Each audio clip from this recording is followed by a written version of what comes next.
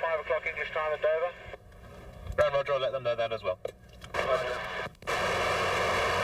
Not accept cash. With a bit of diplomacy, Tony sorts out the fuel payment issue, and the caravan is finally on its way.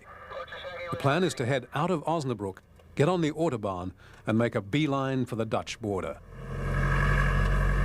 Well, that's very pleasant, that. Far above, Mike pushes westward towards Düsseldorf. The headwinds have increased slightly to 15 knots.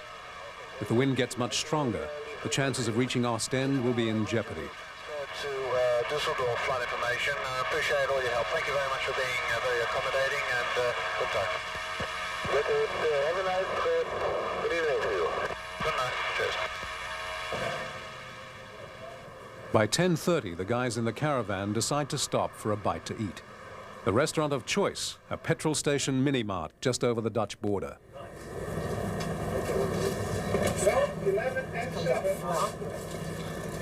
A traffic jam forms at the cash register as the guys hunt through their wallets to find any leftover Dutch guilders. So much for a single European currency. Dinner on the road consists of whatever's fastest and most convenient, which in this case means bad coffee, Dutch meatballs, and greasy sausage rolls. How's the food?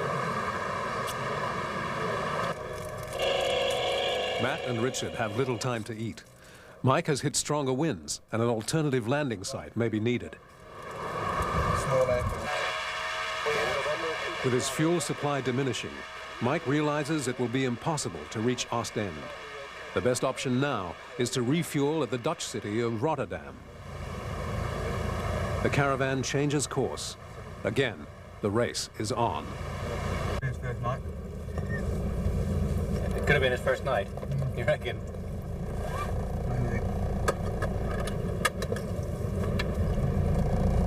How is it, Tony? Delightful, exquisite, cuisine beyond belief.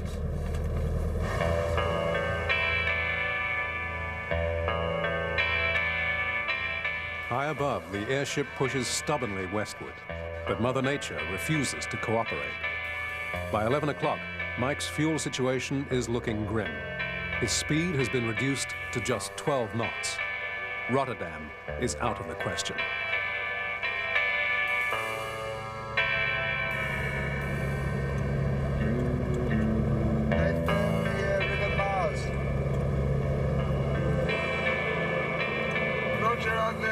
Located Heumann.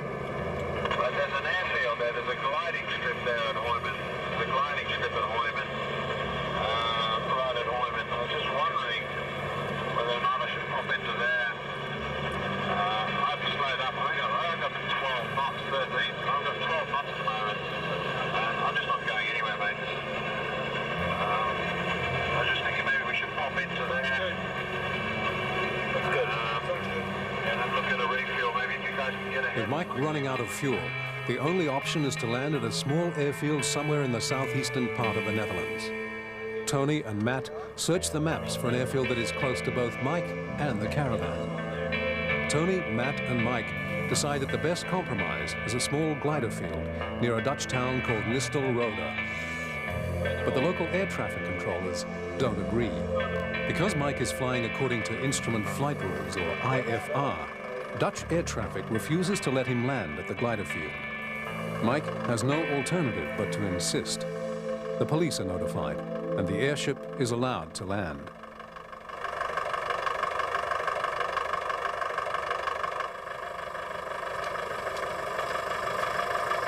Well, here we are, Nistelrode. Just waiting for the ship to come in. It should be in about 10 minutes or so. It's got a ground speed at the moment of about 10 knots. The wind is stronger than was forecast, which means that it's got through a lot more fuel. It's going to be a long one, as you're probably aware, but that's airships for you.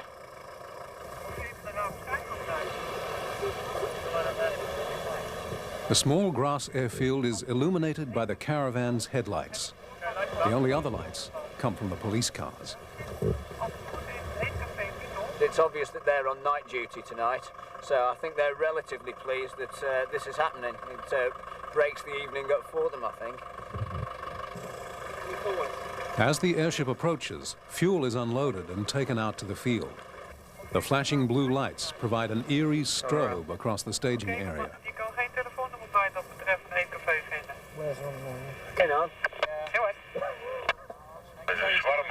Sometimes when you've got small fields like this that aren't indicated by road signs, it's pot luck. You know,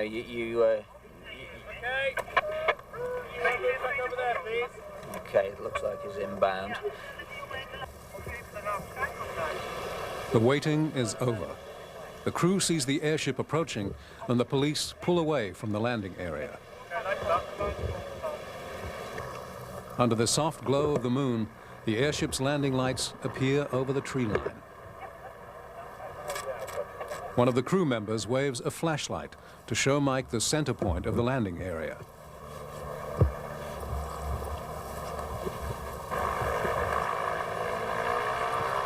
For people that don't realise what it is at this time of night, it could be a fairly eerie sight, actually. A slow-moving object coming into land. The airship is extremely low on fuel and is much lighter than normal. Due to the lack of weight, Mike cannot get low enough on his first approach.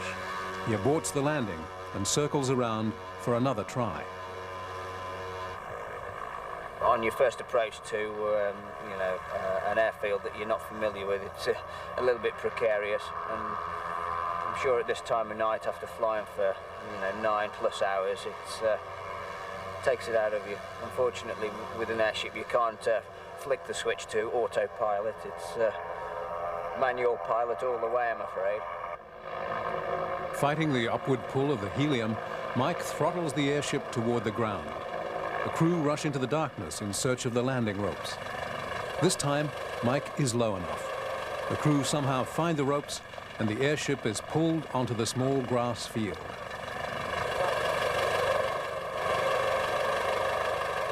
After fighting the wind and rain for 9 hours, an exhausted Mike Nerandzic finally gets some relief. Tony will fly to Ostend, but Mike will stay along for the ride. Air traffic control haven't been terribly happy with us because it's we've departed on an IFR plan and we've had to land here at the airport VFR, so they were a bit concerned about that. But yeah, we should be fine. As I said, we're now topped up with the fuel and we should be away in the next couple of minutes. And next stop is Ostend. We'll keep our fingers crossed that these winds ease. Otherwise, we'll be out this whole night.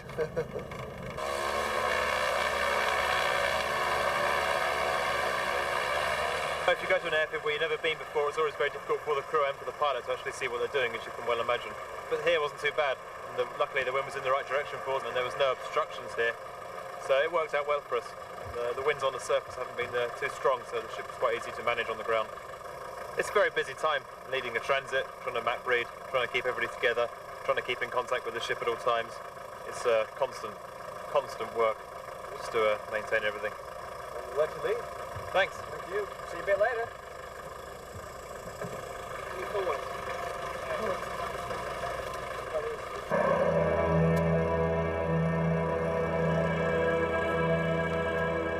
At 6 o'clock in the morning, nearly 9 hours later than planned, the airship arrives safely at Ostend. The winds have eased, and it appears that the worst is over. Confident that they can now make it back to England, the crew decides to leave Europe in style. They carry aboard a generator which powers a light inside the airship. It creates a spectacle that is difficult to miss.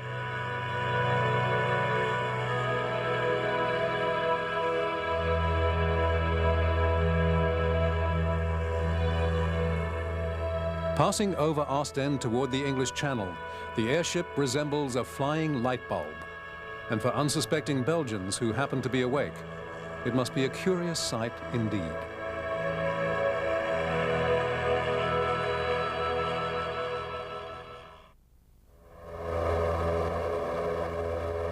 By 9 o'clock in the morning, Mike and Tony are over the English Channel.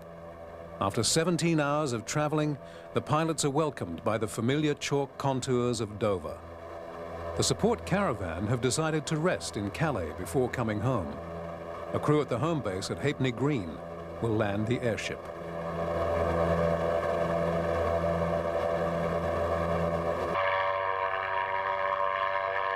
At an airfield near Maidenhead in Buckinghamshire, a crew has already set up the staging area for the Farnborough Air Show.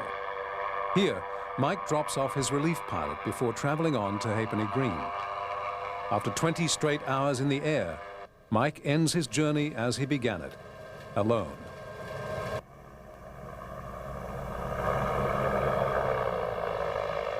At 2 in the afternoon, Mike Nerandzic finally appears over the airfield at Halfpenny Green. The final leg of this marathon journey took 8 hours. Ironically, the best weather was encountered over Britain, a country renowned for its wind and rain.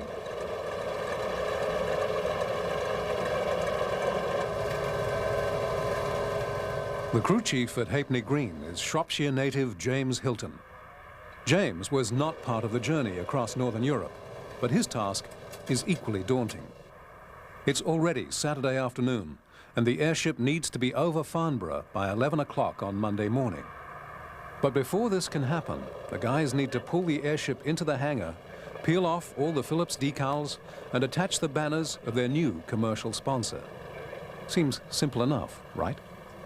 But the problem is getting the airship in and out of the hangar. In order to pass through the hangar doors, there must be virtually no wind. On a good day, this magical moment of still air happens only twice. Once at dawn and once at dusk. Ideally, it should take 12 hours to hang the banners. Assuming the guys can get the airship into the hangar tonight, they will probably miss the still air of dawn. Their next hope would be Sunday evening. But that's assuming there are no problems hanging the banners. Also, nobody has asked Mother Nature what her plans are. Yeah, I'll come over now. All of this is the last thing Mike Nerandzic wants to think about. After almost 24 hours in the air, the Iron Man of airships steps back on English soil. We were all taking bets in the pub the other night as to what our ETA would be, but it worked out, well, my bet was 8 hours out. But again, that's Mother Nature.